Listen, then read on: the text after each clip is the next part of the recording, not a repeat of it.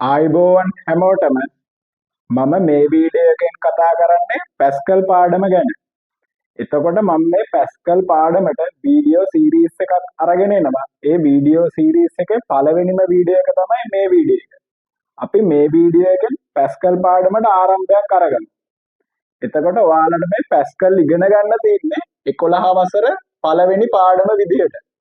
ගැටලු විසඳීමට ක්‍රමලේඛ ලිවීම. මේ පාඩමේ ඒකක 11ක් තියෙනවා. එතනින් 4 වෙනි ඒකකේ ඉඳන් 10 වෙනි ඒකකය දක්වා තමයි පැස්කල් ඉගෙන ගන්න තියෙන්නේ.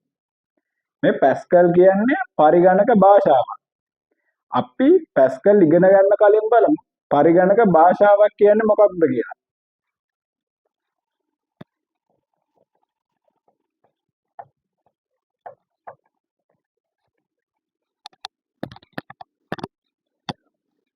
පරිගණක භාෂාවක් කියන්නේ ඉංග්‍රීසි භාෂාවේ වචන යොදාගෙන ඒවට විවිධ නීති රීතීන් දාලා මිනිසුන්ට පරිගණකත් එක්ක ගනුදෙනු කරන්න හදලා තියෙන භාෂාවක්.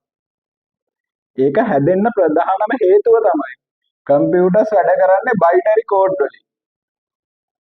මේ බයිනරි කෝඩ් කියන්නේ මෙන්න මේ වගේ.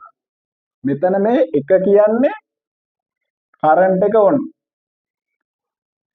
බිංදුව කියන්නේ කරන්ට් එක ඕෆ්. ඔයාලා හැමෝම දන්නවනේ කම්පියුටර්ස් වැඩ කරන්නේ කරන්ට් එකේ. එතකොට මේ කරන්ට් එක ඔන් ඕෆ් වෙලා තමයි කම්පියුටර් එක ඇතුලේ හැම දෙයක්ම අපිට පෙන්නන්නේ. ඒ වුණාට මේ බයිනරි කෝඩ් මිනිසුන්ට තේරෙන්නේ නැහනේ. අන්න ඒක නිසා තමයි පරිගණක භාෂාවන් ලෝකෙට ආවේ. ඒ කියන්නේ මිනිසුන්ට තේරෙනවා ඉංග්‍රීසි. කම්පියුටර්ස් වලට තේරෙනවා බයිනරි කෝඩ්. මේ වගේ කෝඩ්. ඔය අතර තියෙන ગેප් එක ෆිල් කරන්න තමයි පරිගණක භාෂාව. මේ ලෝකේ තියෙන එකම පරිගණක භාෂාව පැස්කල් නෙවෙයි.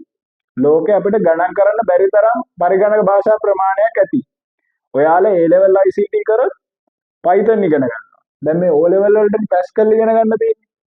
ඊට අමතරව Java, JavaScript, C, C++, Ruby, Go, Kotlin ඔය වගේ ලෝකේ ගොඩාක් පරිගණක භාෂාවන් තියෙනවා. එතකොට අපි දැන් ඉගෙන ගන්න යන්නේ පැස්කල්.